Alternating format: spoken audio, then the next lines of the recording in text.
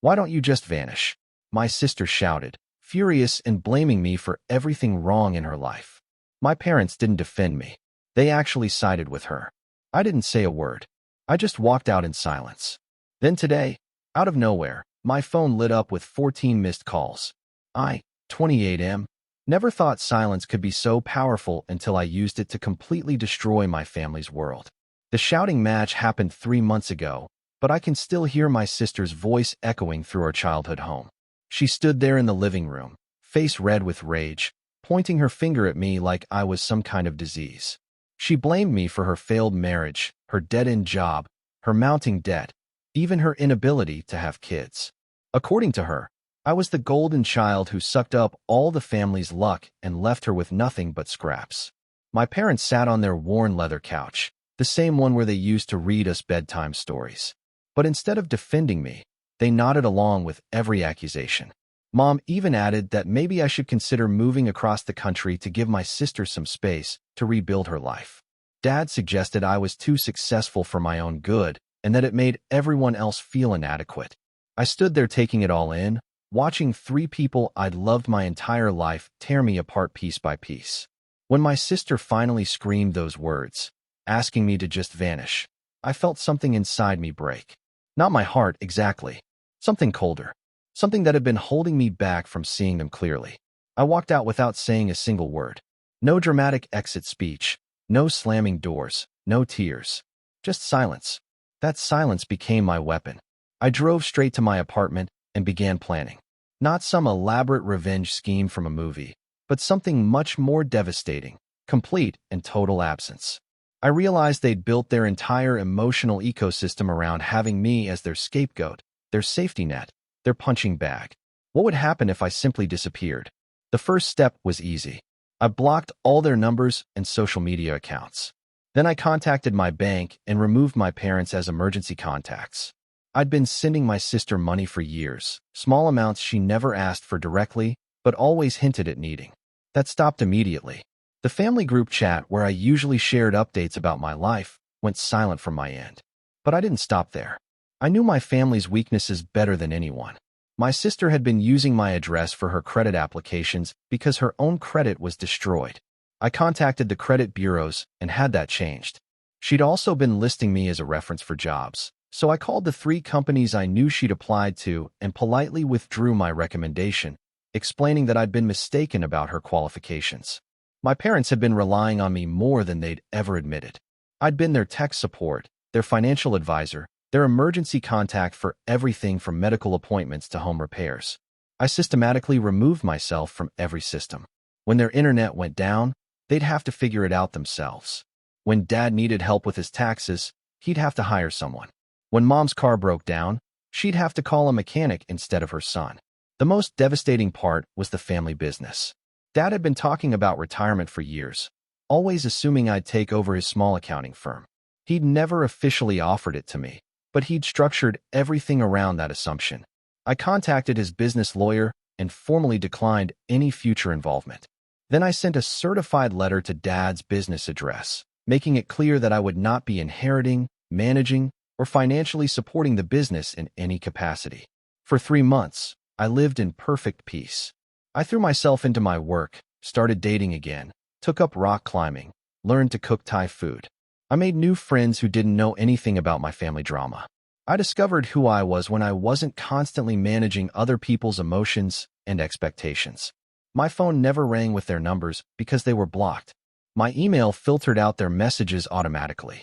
I'd created a bubble of silence around myself, and it was the most beautiful sound I'd ever heard. Then today happened. I was at the climbing gym, halfway up a particularly challenging route, when I noticed my phone lighting up repeatedly in my bag below. When I came down, I saw 14 missed calls from unknown numbers. My stomach dropped. I knew exactly who was behind those calls. The voicemails painted a picture of complete chaos. The first call was from Mom, her voice shaky and desperate.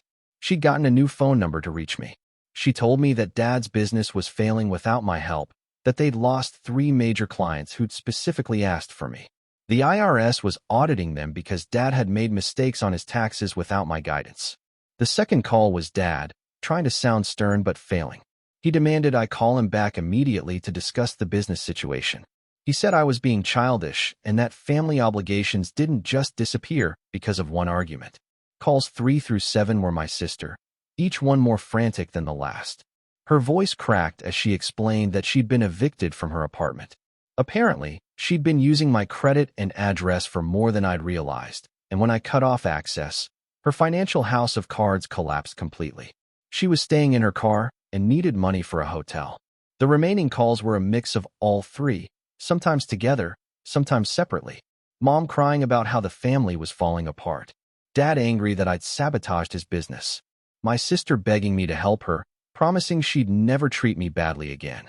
But the most revealing call was the last one. It was my sister, and she wasn't begging anymore. She was furious again, screaming that I was a selfish monster who destroyed their lives on purpose. She called me manipulative and cruel. She said I'd planned this whole thing to hurt them. She was absolutely right. I sat in my car outside the climbing gym, listening to these voicemails, and felt nothing but satisfaction. They'd finally realized what I'd known for months. They needed me far more than I needed them. Without me as their emotional dumping ground and financial safety net, their carefully constructed dysfunction had collapsed. The beautiful irony wasn't lost on me. For years, they'd treated me like I was the problem. Now they were discovering that I'd actually been the solution to all their problems, and they'd driven me away. I deleted all the voicemails without responding. Update 1. 2 weeks after the missed calls, things escalated in ways I hadn't expected. My aunt called me from her own number, one I hadn't blocked because she'd never been involved in the family drama. She was crying before I even said hello. She told me that my parents had asked her to reach out because they were desperate. Dad's business was officially bankrupt, and they were facing foreclosure on the house. My sister was living in a homeless shelter. But here's what really got to me. My aunt said they'd been telling everyone in our extended family that I'd abandoned them in their time of need. They were painting themselves as victims of my cruelty, conveniently leaving out the part where they'd told me to vanish from their lives. I thanked my aunt for calling and told her I appreciated her concern, but that she didn't have the full story. Then I did something I'd been avoiding. I told her exactly what had happened 3 months ago. I explained how they'd blamed me for everything wrong in their lives, how they'd sided against me, how they'd literally asked me to disappear. My aunt went quiet for a long time. Then she said something that surprised me. She told me that my sister had been saying terrible things about me at family gatherings for years, and that my parents had never defended me then either. She said she'd always wondered why I stopped coming to family events, and now she understood. After we hung up, I realized that my revenge was spreading beyond just my immediate family. The extended family was starting to see through their victim narrative, and that was somehow more satisfying than anything I'd planned. But I also realized something else. I wasn't angry anymore. The rage that had driven me to cut them off had transformed into something colder and more permanent. Indifference. Update 2. A month later, I ran into my sister at a coffee shop downtown. I almost didn't recognize her. She'd lost weight. Her hair was unkempt, and she looked exhausted. She was with someone I didn't know, probably a friend from the shelter. She saw me before I could leave. For a moment, we just stared at each other across the crowded cafe. Then she walked over to my table. She asked if we could talk, and I could hear the desperation in her voice. She looked nothing like the furious woman who'd screamed at me to vanish. This person looked broken. She sat down without waiting for my answer and started talking. She told me that she'd lost her job because of the eviction, that she couldn't get another apartment without references or credit, that she was sleeping on cots in a room with 12 other women. She said Mom had started drinking heavily and that Dad spent his days staring at the wall in their empty office. Then she said something that caught me off guard. She told me she understood now that she'd been using me as a scapegoat for her own failures. She said she'd been jealous of my success and had convinced herself that somehow I was responsible for her problems. She admitted that she'd manipulated our parents into taking her side because she couldn't face the truth about her own choices. I listened to all of this without saying a word. When she finished, she asked me what it would take for me to forgive them. She said she'd do anything to fix our family. I looked at this woman who'd once been my little sister, who I'd protected from bullies and helped with homework and driven to dates when she was too nervous to go alone. I tried to find some spark of the old love I'd felt for her.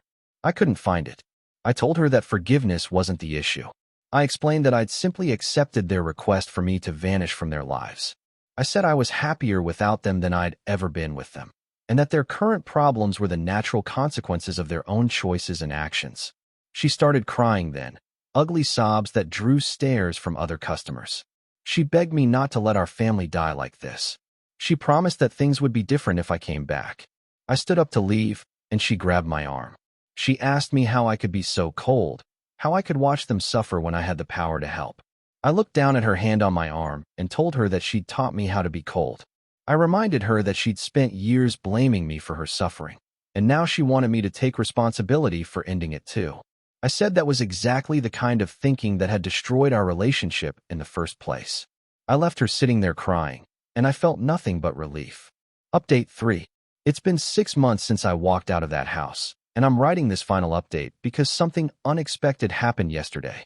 My dad showed up at my office. Security called me to say there was a man in the lobby claiming to be my father and asking to see me. I almost told them to have him removed, but curiosity got the better of me. I went downstairs to see what he wanted. He looked terrible. He'd aged years in the past 6 months, his hair completely gray now, his clothes hanging loose on his shrinking frame. But his eyes were different.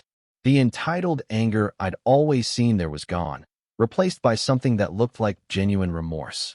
He asked if we could talk somewhere private. Against my better judgment, I took him to a nearby park where we used to play catch when I was a kid. He didn't make excuses or try to justify what had happened. Instead, he told me that losing the business had forced him to confront some hard truths about himself. He said he'd realized that he'd been a terrible father, that he'd allowed my sister to manipulate the family dynamic for years because it was easier than dealing with her problems directly. He told me that my mother had been in therapy and had come to understand that they'd scapegoated me to avoid facing their own failures as parents. He said my sister was getting help too, that she'd been diagnosed with some personality disorders that explained but didn't excuse her behavior. Then he said something that surprised me. He told me he wasn't there to ask me to come back or to forgive them. He said he understood that the damage was too deep for that. He just wanted me to know that they finally understood what they'd done to me and that he was sorry. He said he was proud of the man I'd become despite their failures, and that he hoped someday I'd be able to find peace with what had happened between us. I listened to all of this, and for the first time in months, I felt something other than indifference. Not love, not forgiveness, but maybe the beginning of closure. I told him that I appreciated him coming to see me, and that I was glad they were getting help. But I also made it clear that this didn't change anything between us. I said I'd built a new life without them, and I intended to keep it that way. He nodded like he'd expected that answer. Then he did something that broke through my defenses just a little. He told me he loved me, and that he was sorry he'd never been the father I deserved. As I watched him walk away, I realized that my revenge had been more complete than I'd ever imagined. I hadn't just made them suffer. I'd forced them to see themselves clearly for the first time. And that truth had been more devastating than any punishment I could have devised. I'm not sure if that makes me feel better or worse about what I've done, but I know one thing for certain. I'm never going back to being their scapegoat, their safety net, or their emotional punching bag. Sometimes the best revenge is simply refusing to be a victim anymore. Sometimes it's showing people exactly what they lose when they take you for granted. And sometimes it's discovering that you're strong enough to build a better life without the people who try to tear you down. I still haven't unblocked their numbers, and I don't plan to. The silence that started as a weapon has become my peace, and I'm not giving that up for anyone. They wanted me to vanish, and in a way, I did. The person who used to absorb their dysfunction and enable their behavior is gone forever. What's left is someone who knows his worth and refuses to accept anything less than respect. That's the best revenge of all.